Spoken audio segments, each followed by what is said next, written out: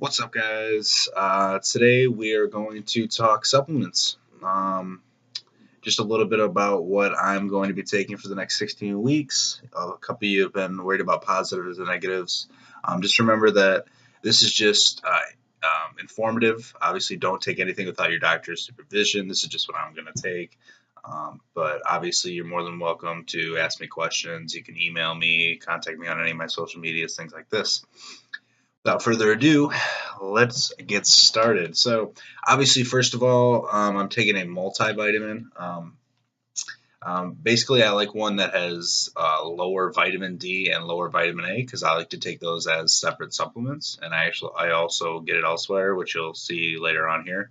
But I prefer one that has a fruit and vegetable blend, as well as a probiotic blend. I like a little bit of probiotic in there, like an extra 5 billion CFUs helps.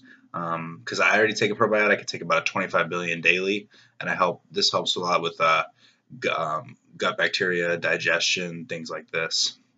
One thing I should add too is every morning I wake up, I take 2 shots of apple cider vinegar with a tablespoon of pink Himalayan salt and 2 tablespoons of lemon juice. That kickstarts my day before my cardio. So, L-carnitine. So, you can take this in a couple different ways. I've actually taken injectable carnitine before, and that seemed to be the best bet, but obviously I don't want to be doing that at the moment. So, I am taking a carnitine CLA blend. So, the carnitine obviously is helping with energy, fat metabolism, increasing my basal metabolic rate, things like this, as well as the CLA being a conjugated linoleic acid, which is omega-6 fatty acid. Basically, a lot of studies have shown that this helps a lot with body composition. It has its natural occurring omegas, obviously, and it also helps with energy levels. So there's that blend. I do recommend taking a creatine supplement. There's hundreds of articles and research done that says that creatine does not have to be cycled, and no matter what you hear, it's extremely safe. But obviously, don't take anything until you have doctor's supervision, obviously. But I feel it helps with strength, obviously. A little bit of cell volumization keeps me full throughout the day. Obviously, I'm dieting, so I feel a little bit flat if I don't have my creatine. But I don't think it's a tremendous difference, but I definitely feel it. It also helps with hydration throughout the day as well as stamina when I'm in the gym. A big one would be especially when you're dieting and you're low calories, is going to be your pre-workout. I recommend one that has a high percentage of citrulline. Usually I like 6 to 10 grams, which I know is a hefty dose, but I like a heftier dose of this. Also, if you can find something that, say, has beetroot extract is a great compound for nitric oxide boosting capabilities. If you can time on to what I like to do with my pre-workouts, I like to take a little bit of vitamin C with them because it reduces your tolerance to the nitric oxide boosters. So I take that as well. I prefer a lower caffeine just because I'm a little bit caffeine sensitive. So I prefer a 150 milligram to maybe 250 at the most caffeine in my pre-workout. I also like beta-alanine for the muscle endurance as well. Other things that I'm taking too, I'm taking a Blue Ox testosterone booster, as well as an MK677, which is a growth hormone secretog. Basically, this helps with my sleep patterns. It also helps increase my IGF-1 levels naturally without implementing anything upon my natural levels. So I feel like those are 2 great supplements for men to take, especially when they're in a dieting phase, when their calories are lower and they need to maintain as much muscle as possible. So just other things that I can think of off the top of my head, obviously, I could think of, a whey protein blend would be great. I prefer something that has both isolates and caseinets in them, just to increase your anabolic growth window there with the protein. I just use Simple Quest protein, which has a really nice blend in there. Plus, I can use it for protein pancakes and things like that. So I try to use that maybe 1 to 2 times a day if I can't seem to get a meal in.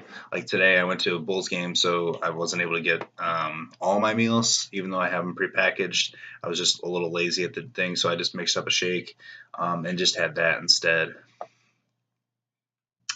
One thing I would, if you're anything like me and you've played sports in the past, I would recommend taking a glucosamine chondroitin supplement, just to keep your joints and ligaments on par. Especially when you're dieting down, your water levels are getting low. You're definitely at a disadvantage when it comes to injuries or potential for injury.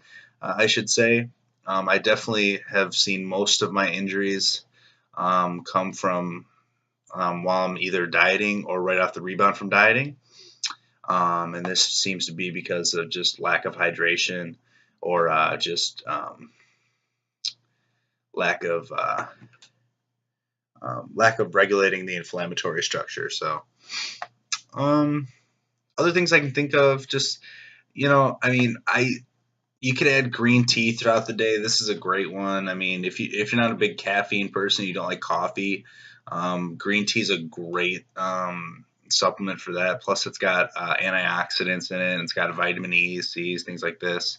And also, there's a lot of studies that show that it helps inhibit cardiovascular disease as well as some cancers. So, I mean, green tea is a great supplement as well. Fiber supplements. Fiber is a really thing a lot of people overlook. I think fiber is incredibly important when it comes to digestion and optimizing the utilization of all your foods that you're taking in. So, obviously, if you're in a deficit, you need to make sure that you're um, assimilating all the protein that you're taking in and digesting all the food properly in order to get on to your next meal. One other one that I am just gonna say for all my male competitors out there, um, when you're getting closer to a show, maybe the last month or so, there's a lot of over-the-counter estrogen blockers, things like this, and basically these help you regulate storage of subcutaneous fat under the skin. They give you a leaner, more drier physique look. So, and I don't recommend taking these year round by any means, but um, with the proper diet and everything, adding them in at the end of the prep can only help you look better on stage. So that's about it off the top of my head that I can think of. Remember, do your research before you take any kind of supplement. If you have any questions, you can always email me. If you have any questions, I've been researching supplements since for almost 6 to 8 years now, and I've done extensive research on most of them, but obviously what I can tell you is basically only opinion. So make sure you get doctors' recommendations and supervision before taking any supplements. Without further ado, that has been the supplements that I am currently taking. So that seems like a wrap for this video, and stay tuned, and